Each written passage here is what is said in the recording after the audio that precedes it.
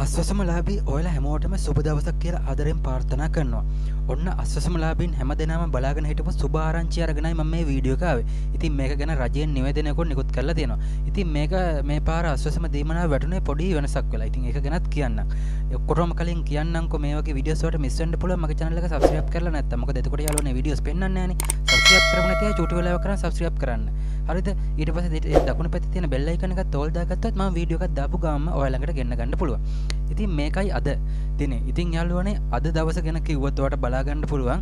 අද තමයි යාළුවනේ 2026 6 වෙනි මාසේ 17 වෙනිදා. 6 වෙනි මාසේ 17 තමයි මම මේ වීඩියෝ එක කරන්නේ. එතකොට යාළුවනේ ඔයාලා දන්නවා අස්වැසුම පළවෙනි අදියර සහ දෙවෙනි අදියර කියලා දෙකක් තියෙනවා. ඉතින් ඔන්න පළවෙනි අදියරයට බැංකුවට වෙලා තියෙනවා. හෝ කලබල වෙන්න එපා. සම්පූර්ණ විස්තරයක් කියන්නම් හදිස්සි වෙන්න එපා. හරිද? මේ පළවෙනි අදියරයට NSB අයගේ මේ වෙද්දි මැසේජ් එක ඇවිල්ලා තියෙනවා. හරිද? ඔයාලට බැංකුවෙන් පළවෙනි අදියරයට මුදල් ගන්න පුළුවන් වෙන්නේ හෙට. ඒ කියන්නේ 18 වෙනිදා. හරිද? 18 වෙනිදා හවස වෙද්දි ගන්න පුළුවන්. ඉතින් මේ තමයි රජෙන් දාපු නිවේදනය. ඉතින් දෙවෙනි අදියරයට නැත්තේයි කියලාත් මම කියන්නම් තාම. ඉතින් ඉස්සල්ලාම මේ නිවේදනය කියන්නම් රජෙන් දාපු. ඔයාලට මේක බලා ගන්න පුළුවන්. අස්වැසම දීමනා ගෙවීම් 2026 ජූනි කියලා දාලා තියෙනවා.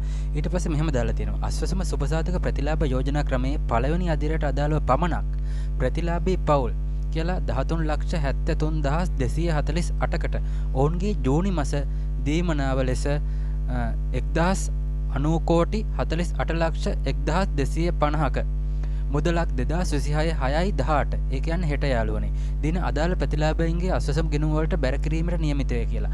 ඉතින් යාළුවනේ වෙනදා වගේම NSB එකේ බොහෝ දෙනෙකුට මේ වෙද්දි මැසේජ් එක ඇවිල්ලා තියෙනවා හෙට බැංකුවෙන් ගන්න පුළුවන් කියලා.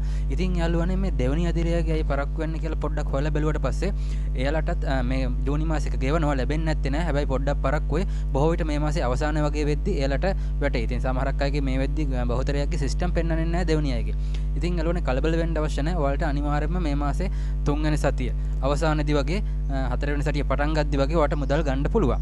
ඉතින් තවත් දවසක අපි අලුත් වීඩියෝ එකකින් හමු. ඔයාලා හැමෝටම සුබ දවසක්.